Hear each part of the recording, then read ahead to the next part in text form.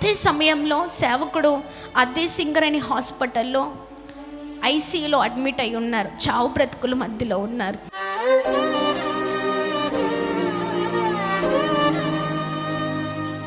అంటే ఆపరేషన్ థియేటర్కి తీసుకెళ్ళేటప్పుడు ఎలా ఉంటుంది చెప్పండి? అంత హడావిడి ఉంటుంది కదా, అందరూ ఉంటారు చుట్టూ. కానీ ఆ సమయంలో నాకెవ్వరు లేని పరిస్థితులు, చాలా వేదన పడ్డాను. అలా తీసుకెళ్ళిపోయి ఉన్నారు.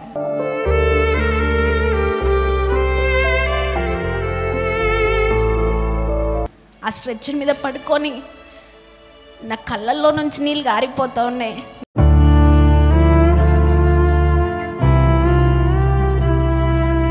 దాని తర్వాత నాకేం చేయాలో కూడా తెలీదు.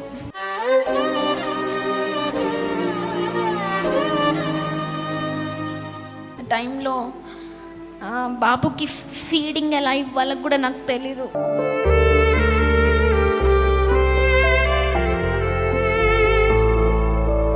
ఆ కుట్లు వేసుకొని, ఇంత పచ్చి కుట్లు, ఒకటే రోజు కదా, పచ్చి కుట్లు వేసుకొని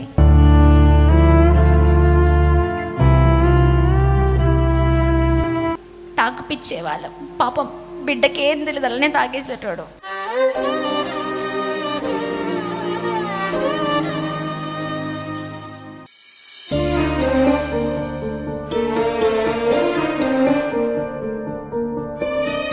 నిజ జీవితంలో నేను ఎన్నో అనుభవాలను అనుభవించానండి సేవకుని. నేను పెద్ద బాబు పుట్టినప్పుడు నిజంగా ఆ పరిస్థితులు మా విశ్వాసాన్ని పరీక్షించే పరిస్థితులు ఎంత భయంకరంగా ఉండేదంటే, కనీసం అంటే ఏం చేయాలో అర్థం కాని పరిస్థితులు. ఎవరికి చెప్పుకోవాలో అంటే ఒక చిన్న బిడ్డ మన చేతిలో ఉంటే ఆ బిడ్డకి చాలా అవసరతలు ఉంటాయి. అంటే ఎలా చూసుకోవాలో కూడా నాకు తెలియని పరిస్థితులు. నాకు చాలా అనారోగ్యం ఉండి లాస్ట్ టైంలో నేను సిక్ అయిపోయి ప్రెగ్నెన్సీతో ఉన్నప్పుడు ఆ సమయంలో నన్ను హాస్పిటల్లో జాయిన్ చేశారు. ఆ హాస్పిటల్లో జాయిన్ చేసినప్పుడు నేను అలా ఒంటరిగా ఆ గదిలో, ఏమంటారు, ఆ హాస్పిటల్ గదిలో మెటర్నిటీ వార్డ్లో ఉన్నాను. అయితే ఎలాంటి ఎక్స్పీరియన్స్ అంటే, దేవుడు అన్ని విషయాల్లో ధైర్యం. ఎవ్వరు పక్కలేకపోయినా అలా ఒంటరిగా ఆ హాస్పిటల్ గదిలో ఉండి కుమిలిపోయేదాన్ని. కానీ దేవుడు గొప్పవాడు కదండి. ఆ సమయంలో నేను ఎంతగానో ఒంటరిగా ఉన్నప్పుడు నన్ను తీసుకెళ్ళి ఎక్కడ వేసారంటే డైరెక్ట్గా అంటే లేబర్ రూమ్ ఉంటుంది కదా, లేబర్ రూమ్ అంటే డైరెక్ట్గా ఎవరైనా ఎమర్జెన్సీగా తీసుకొచ్చి అక్కడ నార్మల్ డెలివరీస్ చేస్తారనమాట. అలాంటి గదిలో ఉంచారు. ఇంకా ఎక్కడ బెడ్స్ ఖాళీ లేవు, అక్కడే ఉండాలి అని చెప్తే ఆ టైంలో నిజంగా దేవుడు ధైర్యాన్ని నింపడానికి అనుకుంటా ఆ సమయంలో అలాంటి అన్నీ కూడా ఆ లేబర్ రూమ్లో ఇలాగనే ఉంటుంది, ఎవరికైనా ప్రసవం ఇలాగనే జరుగుతుంది అని అంటే మనకు కొన్నిసార్లు అధైర్యపడిపోతాం కదా. ఎవరు లేకపోతే ఒంటరితనంలో ఏమైపోతుంది అంటే భయం వేసే పరిస్థితులు.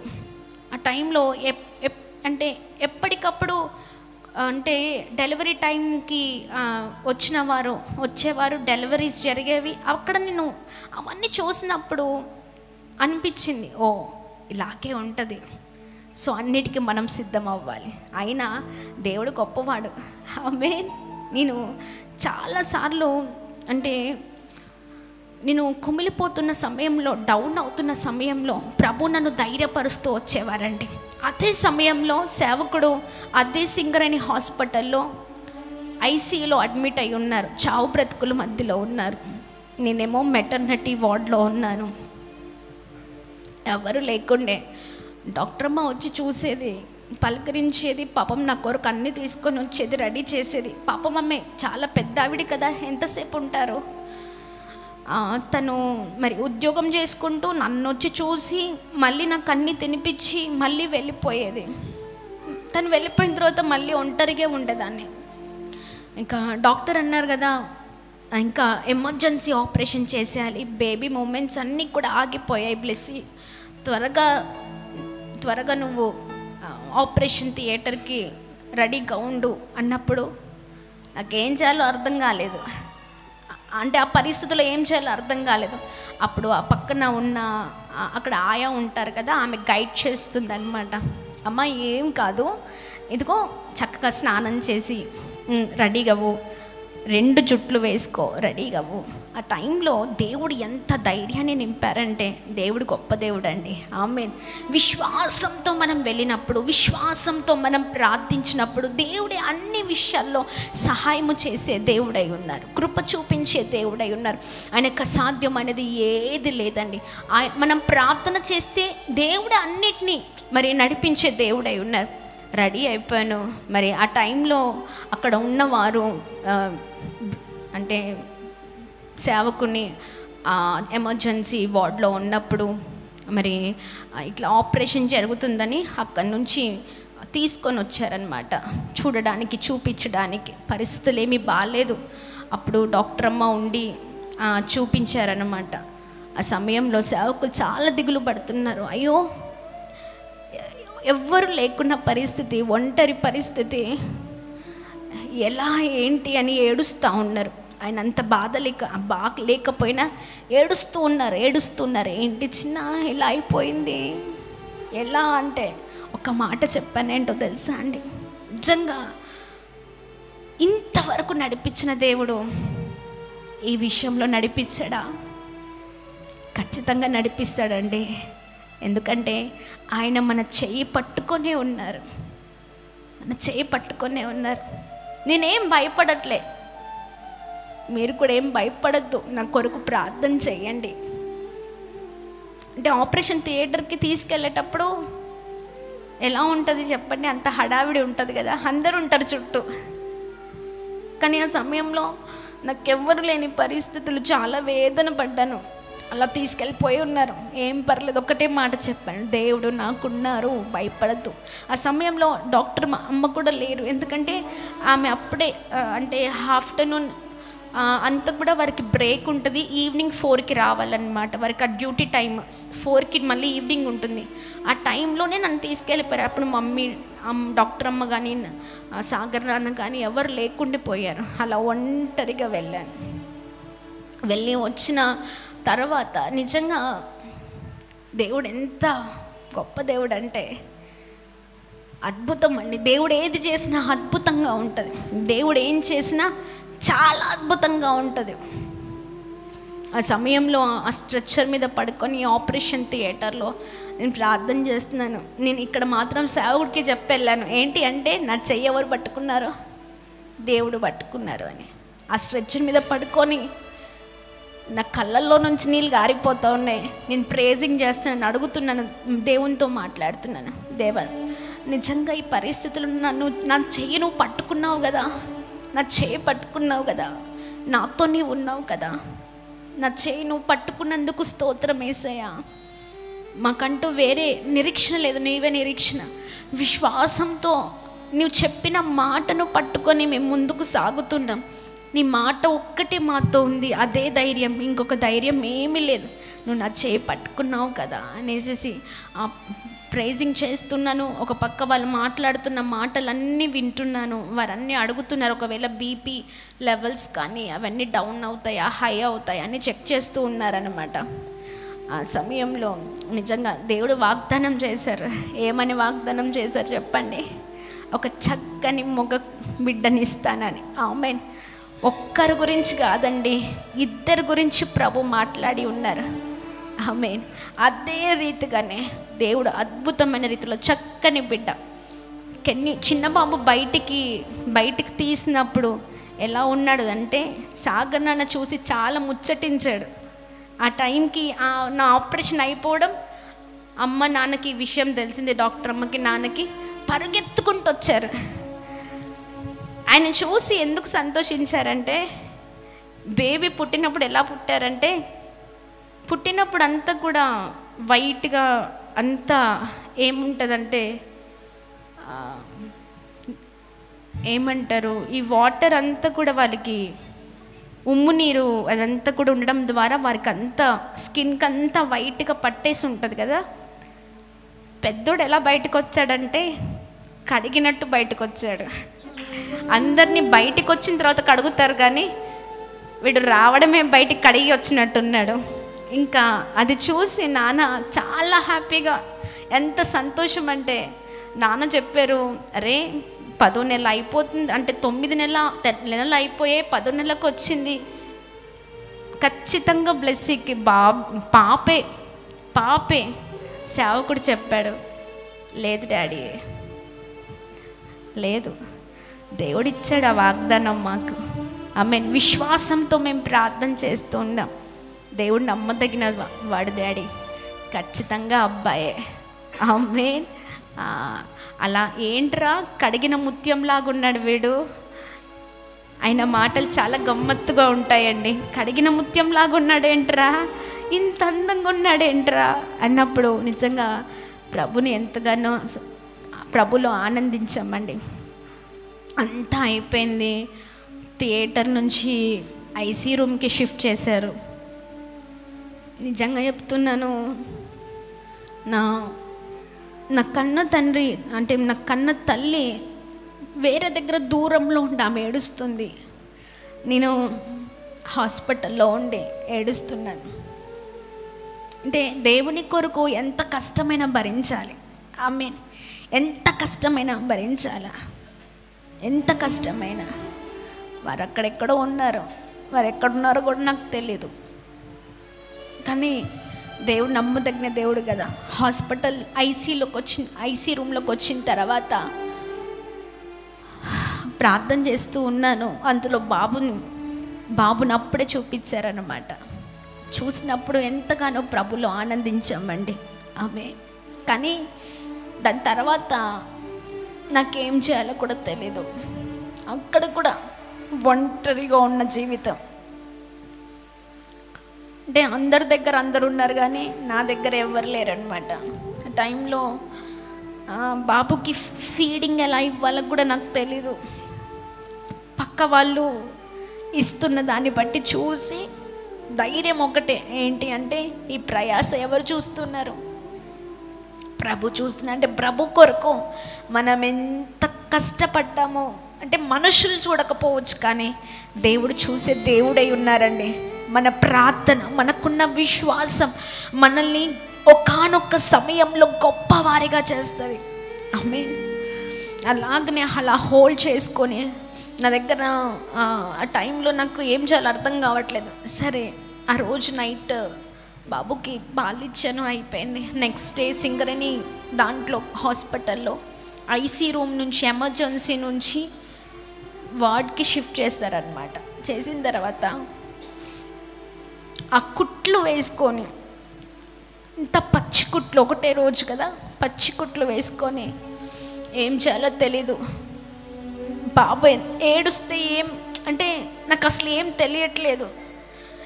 అంటే ఎలా పట్టుకోవాలో, ఏడుస్తున్న సమయంలో ఏం చేయాలి, ఎట్లా హ్యాండిల్ చేయాలో నాకు అర్థం కావట్లేదు. ఎందుకంటే నా దగ్గర ఎవరు చెప్పేవారు కూడా ఎవరు లేరు. ఇంకా వాడు ఏడుస్తుంటే ఇంకా నేను ఏడవడమే, అలాంటి పరిస్థితి అనమాట. ఆ రోజు దేవునితో ఒకటి మాట్లాడానండి. నా జీవితంలో నేను ఎప్పుడు ఏడవలే, అంతగా ఏడ్చాను. ఎంత ఏడ్చానంటే ఇంకా నేను ఆ మాటల్లో చెప్పలేను, అంతగా ఏడ్చాను. బాబుని ఎలా పట్టుకొని, దేవా అసలు నేను ఏం చేయాలి, నేనేం చేయాలి, బాబుని పట్టుకొని నేనేం చేయాలయ్యా, నాకేం చేయాలో తెలీదు, నాకు ఎట్లా పట్టుకోవాలో తెలీదు, కనీసం ఏం పెట్టాలో తెలీదు. నువ్వు నాతో మాట్లాడావు, పరిచర్యకు రమ్మని మాట్లాడావు. అన్నీ వదులుకొని పరిచర్యకు వచ్చేసా. వచ్చిన తర్వాత అనేకమైన విషయాలు ఒకదాని తర్వాత ఒకటి మాట్లాడుతూ వచ్చావయ్యా. చాలా సంతోషించాం. పిల్లల విషయంలో మాట్లాడావు, బాబు ఇస్తారన్నావు, బాబునిచ్చావయ్యా. కానీ నాకేం చేయాలో తెలీదు. అంటే ప్రెగ్నెంట్ ఉన్నప్పుడు అంటే లేడీస్ ఇది తినాలి, ఈ జ్యూస్ తాగాలి, లేకపోతే ఈ ఫుడ్ తినాలి, ఇలా ఉండాలి, ఇది నాకు తెలీదండి. డెలివరీ అయిపోయిన తర్వాత కూడా ఇలా ఈ ఫుడ్ తీసుకోవాలి, బాబుకి ఇలా నాకు అసలు ఏం తెలీదు. అలా గడిచిపోయిందంతే, అది వెళ్ళిపోయింది. ప్రభువే శక్తిని బలాన్ని ఇచ్చారు. ఆ టైంలో గట్టిగా ఆ బాబుని పట్టుకొని ఏడ్చాను, దేవా నాకేం చేయాలో నాకు అర్థం కావట్లేదయ్యా, నీ మాట ఒక్కటే నాతో ఉంది, అది తప్ప నాతో ఏమీ లేదు ప్రభా. నువ్వు నీ మాటను పట్టుకొని ఈరోజు ప్రార్థిస్తున్నాను. ఈ బిడ్డని ఏం చేయాలో నాకు తెలియట్లేదు, కానీ ఇది మొదలుకొని నా కుమారుని నీ చేతులకు అప్పగిస్తున్నాను. ఆమేన్. ఇది మొదలుకొని నా కుమారుని నీ చేతులకు అప్పగిస్తున్నానయ్యా. వీడిని ఎలా నడిపిస్తావో అలా నడిపించు, ఎలా పోషిస్తావో అలా పోషించే, ఎలా బిడ్డను అంటే ఎదుగుతున్న క్రమంలో ఎలా అంటే బిడ్డ అంటే ప్రతి విషయంలో ఇది మొదలుకొని నీ హస్తములోనే కుమారుడు పెరగాలి. అదొక్కటే ప్రార్థన చేసుకున్నానండి, అదొక్కటే ప్రార్థన చేసుకున్నాను. చాలాసేపు ఏడ్చి ఆ బిడ్డని పట్టుకొని ప్రార్థన చేస్తూ ఇక నీ చేతులకు అప్పగించానయ్యా. నాకే చింత లేదు, నాకే భయము లేదు. ఎంత ఏడవాలో ఏడ్చేసా, మనస్ఫూర్తిగా ఏడ్చి దేవుని చేతులకు అప్పగించి మీరు ఒక్కరే మా దిక్కు, నీవే ఈ బిడ్డను నడిపించయ్యా, ఈ బిడ్డ విషయంలో అన్ని అద్భుతాలు జరిగించమని దేవుని చేతులకు అప్పగించానండి. అది మొదలుకొని ఇప్పటి వరకు పెద్ద బాబు విషయంలో మేమెన్నడూ కూడా వెనక తిరిగి చూడలేదు. ఆమేన్. అసలు ఏమి తీసుకోకపోతే ఎంత బలహీనులుగా ఉంటారు కదా. సరైన పోషణ లేదు, సరైన అంటే ఆహారం లేదు. ఈవెన్ బాబు పుట్టిన తర్వాత నాకు లేదు, బాబుకు లేదు. ఎందుకంటే మా స్తోమత బాబుకు పెట్టే స్తోమత కాదు. అలాంటి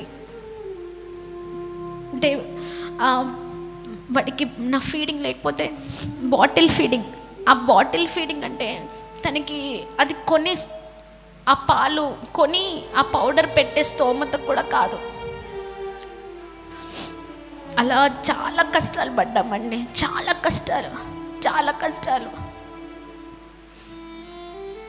కష్టాలు పడ్డాం. ఒక పక్కన పిల్లల్ని చూసుకొని, ఒక పక్కన శరణాలయంలో ఉన్న చిన్న బిడ్డల్ని చూసుకునే వాళ్ళం. చాలా కష్టతరమైన పరిస్థితులు.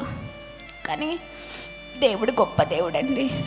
ఇప్పటి వరకు పెద్ద కుమారుడు విషయంలో మేము ఎప్పుడు హాస్పిటల్కి వెళ్ళలేదండి, ఎప్పుడూ హాస్పిటల్కి వెళ్ళలేదు. తన ఆరోగ్యం విషయంలో ఎప్పుడు మేము భయపడలేదు. ఆమె లాక్టోజన్ అంటే బాటిల్ ఫీడింగ్కి లాక్టోజన్ యూస్ చేస్తారు కదా. ఆ సమయంలో కొన్నిసార్లు మా దగ్గర డబ్బులు లేకపోతే షాప్స్లో 5 రూపీస్ హార్లిక్స్ ప్యాకెట్స్ ఉంటాయి కదా, హార్లిక్స్ ప్యాకెట్స్ తీసుకొచ్చి కొంచెం పౌడర్ అంటే కలపనట్టు ఆ పౌడర్ వేసి కలిపి తాగిపిచ్చేవాళ్ళం. పాపం బిడ్డకి ఏం తెలియదు, అలానే తాగేసేటాడు. ఇంకా అదే ఆ పౌడర్ ఒక్క పూట వస్తుంది, అది అంతే ఒక్కసారికి వస్తుంది. ఆ పౌడర్ని మేము 4-5 సార్లు యూస్ చేసేవాళ్ళం అన్నమాట. అలాంటి జీవితం మా జీవితం. అంటే ఒంటరి జీవితమైన, ఎవరు చేవదిలి పెట్టినా, ఎవరు తృణీకరించినా ప్రభు తృణీకరించే దేవుడు కాదండి. మన జీవితంలో ప్రభు నన్ను గొప్పవారిగా చేయగల దేవుడని, మా జీవితాలని ఖచ్చితంగా ఉన్నతమైన స్థితిలో ఉంచే దేవుడై ఉన్నాడని, ఎన్ని కష్టాలు అయినా భరిస్తూ ఆ విశ్వాసంతో ప్రార్థిస్తామే, ఆ విశ్వాసము కలిగిన ప్రార్థన మనల్ని ఉన్నతమైన స్థితిలోనికి నిలబెడుతుంది. ఆమేన్. ఎస్, నా దేవుడు ఖచ్చితంగా నా ప్రార్థన వినే దేవుడై ఉన్నారు, ఖచ్చితంగా కార్యము చేసే దేవుడై ఉన్నారు, ఖచ్చితంగా ఉన్నతమైన స్థితిలోనికి నడిపించే దేవుడై ఉన్నారు. ఎన్ని కష్టాలైనా ప్రభు కొరకు మనం పడితే ప్రభు మనల్ని ఖచ్చితంగా ఒకానొక సమయంలో గొప్పగా దీవించే దేవుడై ఉన్నారని అందుకని మన జీవితంలో విశ్వాసం ఉండాలి. మమ్మల్ని చాలామంది చాలా చీప్గా చూసేవాళ్ళు, చాలా చీప్గా చూసేవాళ్ళు, కానీ బాధపడలేదు. ఎందుకంటే ఒకే ఒక్క మాట చెప్పేవాళ్ళం, ఖచ్చితంగా దేవుడు మమ్మల్ని ఉన్నతమైన స్థితిలోనికి తీసుకొని వెళ్తారు. ఆమేన్. మళ్ళీ అలా చీప్గా చూసినప్పుడు శరణాలయంలో పిల్లలు అనేవారు అనమాట, డాడీ ఏంటి డాడీ ఇలా అంటున్నారు మాటలు, ఏంటి మమ్మీ ఇలా తిడుతున్నారు మనల్ని, ఎందుకు డాడీ ఇలా, అందరూ ఎందుకు ఇలా చూస్తున్నారు. పిల్లలతో చెప్పేవారు, లేదు నాన్న, మన ప్రార్థన మనల్ని గొప్పగా చేస్తుందిరా, ప్రార్థన చేయండి అంతే. అమ్మే ప్రార్థన చేయండి బేట, మన ప్రార్థన ఖచ్చితంగా మనల్ని ఉన్నతమైన స్థితిలోనికి తీసుకొని వెళ్తుంది. మన స్థితి ఇలా ఉండదు, మన స్థితిగతులను మార్చే దేవుడు ఆయన. ఆమేన్. మన స్థితులను ఉన్నతమైన స్థితిగా ఉంచే దేవుడై ఉన్నారు. ఆమేన్. పిల్లలతో ఆ మాటలు చెప్పి ఒకరినొకరు ధైర్యపరుచుకొని ప్రార్థనలో ముందుకు వెళ్ళామండి. అందుకనే ఈరోజు ఈ స్థితి. ఆమేన్. ఎన్నో కష్టాలు, ఎన్నో బాధలు మన జీవితాల్లో ఎప్పుడు మన గురించి మనము కాదు, దేవుని గురించి మనము ఎన్ని కష్టాలైనా పడితే, దేన్నైనా వదులుకుంటే, అది ఏదైనా కానీ ప్రభు కొరకు దాన్ని ఎన్ని బాధలైనా సహిస్తే దేవుడు మనల్ని ఉన్నతంగా ఆశీర్వదించే దేవుడై ఉన్నారు. మనం పడే కష్టము, మన ప్రయాస, ప్రభు కొడుకు పడుతున్నదంతా కూడా ప్రభు చూస్తున్న దేవుడై ఉన్నారండి. అందుకని మన విశ్వాసాన్ని మనం కోల్పోవద్దు. మనల్ని ప్రభు ఉన్నతమైన స్థితిలో ఉంచే దేవుడై ఉన్నారు.